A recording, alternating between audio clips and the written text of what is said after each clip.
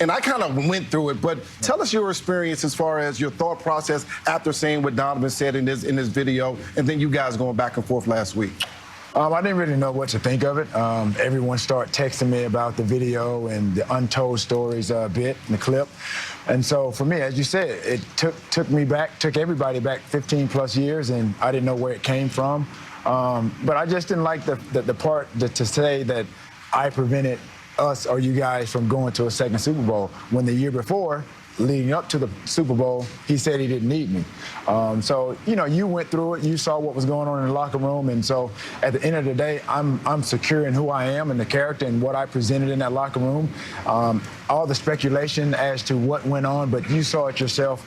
You know that I was a good teammate. And so that's what I hang my hat on versus, you know how Donovan can be. He can be one way in front of the camera, and off the camera, he's a different guy. What was the thing, you know, and I think we went through a couple of different things trying to get you guys together and, you know, dinners. We always have dinner on Saturday night. What was the big outlying factor in your mind as to why you guys couldn't get back together and kind of mend the relationship? Because we see teams now, you have to have a running back. We had a running back in myself that was okay. We had a quarterback that was great and a wide receiver that is great, Hall of Famer, and yourself. What was the thing that didn't allow you guys to get back together at the end of the 2004 season going into 2005? Well, it was a couple of things. I think throughout the course of the season, I think when I first got there, you saw how the city embraced me. I think he still had some resentment at the fact that when he got drafted, Ricky Williams was there.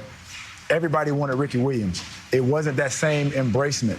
And so when I got there, it was the stadium, T.O., T.O., T.O. Every week it was something about me, and I think it's almost like I took some of his shine away. That wasn't what I was brought there to do. I was brought there to do it ultimately what we went to do, and that was get to the Super Bowl. There was a lot of things that people brought to my attention that, like I said, unbeknownst to me, I was just, I guess, oblivious to. Again, like I said, whether he was jealous or whatever the case may have been, I didn't know any of these things because they were brought to me. I just came in there to do what they brought me there to do, to help you guys get past the 4 NFC championship games that you had gotten to prior and try to help them do what I could to get to the Super Bowl. One more on this before we move on. It's now been 15 years, right? And I know in your defense, you didn't bring this up. You're right. You didn't. And so sometimes, and I've told you this, sometimes you get criticized fairly. Sometimes you get criticized unfairly. This was one, you didn't make this the conversation. Right. But since it's been 15 years, and Donovan said his piece, you've said your piece, Brian seems to be a willing moderator. If you guys could all sit down and bury the hatchet, and so when you guys have a reunion, there's none of that uneasiness, would that be something you'd want to do? Well, I think, as he said, he mentioned like some of the things that happened or transpired during the course of that season. There was, like I said, there was an incident in the huddle where, I just came back to the huddle. We ran a play all during the course of the week. He missed me. He didn't throw the ball, and I told him I was open. And he cursed me out. And I'd never been cursed out by a teammate before. I mean, to the point, like, my grandmother, nobody would want to be cursed out like that. And so from that standpoint, I felt like I was disrespected to the nth degree. I addressed the issue after the game, man to man, and then from that point on, we just kind of went our separate ways. But at this point in time, like I said, I can forgive, but I never forget. You always kind of know how people make you feel. And all this time when I was there in Philadelphia and when I left, everybody thought that I was still the problem. I was always a problem in the locker room, and it just basically compounded from one team to another. Anything little, minute that happened, I was blamed. I was the scapegoat. All right, let's take a turn and talk some Super Bowl. The game obviously means a ton to so many of the players, but we've been focusing a lot this week on Andy Reid, a guy you played for. Absolutely. And how, man, when we hear all these players talk in that Kansas City Chiefs locker room, it means a lot to me, but it would mean so much to Andy Reid. Right. We want to win this for him. How special is the moment to get back here for him, and how important would this win be for him? Awesome. I mean, I had one of the best times of my career playing with the Philadelphia Eagles. I marveled at the opportunity to play with guys like Westbrook, Donovan, knowing what they had on the defensive side of the ball with Trotter, Brian Dawkins, Lito Shepherd. Well, I knew when I went to the Philadelphia Eagles, I knew that we had an opportunity to get to the Super Bowl. When you think about the cerebral mind, the offensive mind of Andy Reid, he utilized weapons like myself, Westbrook, to the best of our abilities. And when you think about going into this game, he's going to be prepared. whether they win or not, that remains to be seen. Brian's told us a little bit from his perspective. I want yours. Why do players love Andy Reid so much? Like, he gets criticized in the media for different things, but his players, to a man, former or current, seem to love him. Why? And you know, you can say he's a player's coach. He is. But he earns and he demands respect. It's a mutual thing. You're gonna get whatever you see from Andy, you want to return it. And so it's like that reciprocity. And so for me, it was just like I knew what I was getting when I got there. He was straight up when I went into the meeting. When I talked to him on the phone prior to getting there, he's a no holds barred type of guy, no nonsense type of guy. And so for me, I went in there and I wanted to just play lights out. And I think anybody that plays with him, they understand that and they want to give their all. So you know Andy's offense better than anyone. I mean, he's a true student of the game. I'm talking about knew every position down to a T, can tell everybody what to do. But now they're facing a defense, that they haven't faced all season long. A great pass rush, also a very good secondary.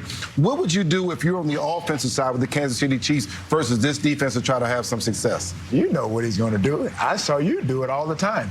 He's going to, with that defensive front, that pass rush and how fast they get up the field, he's going to probably screen them to death. They're going to try to keep him honest. But who knows? You know, Andy's always going to throw some wrinkles somewhere during in the game. And I saw a headline where and that's how it was when we played. We felt like every play that was called, we could score anywhere on the field. And that's how I felt. He made me feel like a superhuman when I was out there playing football. And with the abilities that I had, being able to play in the West Coast type of offense, moving around multiple positions, going across the motion, stationary, outside, inside. I mean, genius, offensive genius. You guys have both mentioned, and we've talked all week, the San Francisco defensive front against the Chiefs offensive line, the pass rush against the passing attack. We've spent so much time on that, I feel like we've left out or not discussed enough a really interesting matchup, which is, I believe, future Hall of Fame corner Richard Sherman and the fastest player maybe Tyreek in Hill. league history. Now, I understand that they don't play, man-to-man cat coverage. They play a cover 3 zone typically, but can't really play zone against the Chiefs. There probably is going to be some instances where they're forced to break tendencies, play man.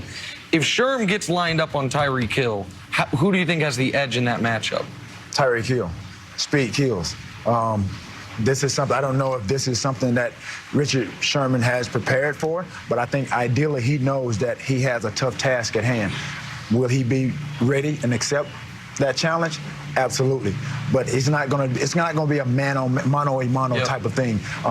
Robert Saleh there, just like the Chiefs are preparing. Let me just follow up on that. As a receiver, if you are playing the type of defense the Niners typically play, the same similar to Seattle, that cover 3 zone, what are the things it takes away from you as a receiver, and what are the things you can take advantage of with it? Because that's going to be the Chiefs' plan of attack.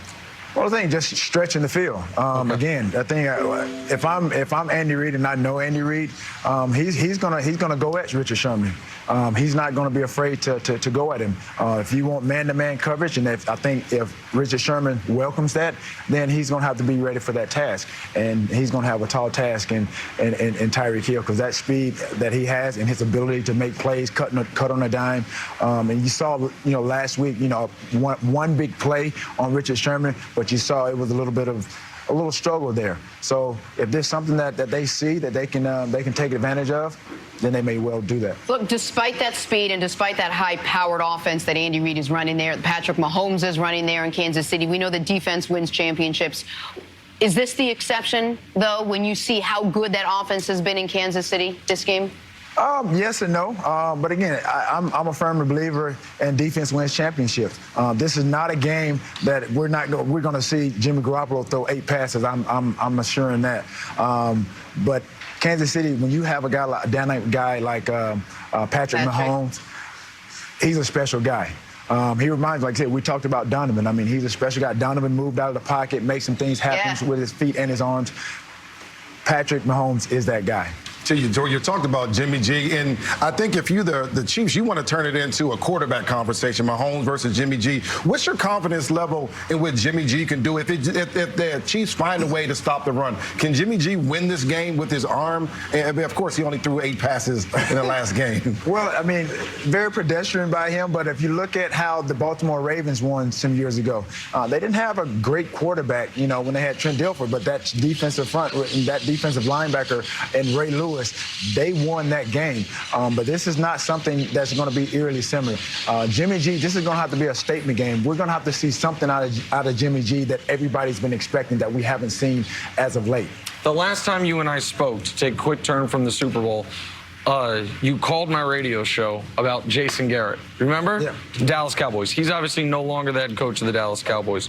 Your thoughts on what that offense, Dak and Zeke, assume Amari's back, will look like under Mike McCarthy, potential improvements, because I know you weren't necessarily inspired by what they were doing under Jason.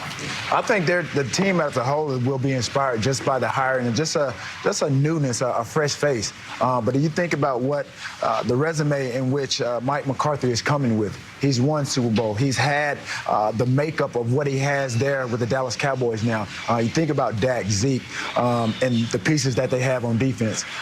They have a chance. I mean, it's one thing to have it on paper, but you got to produce and you got to play with it.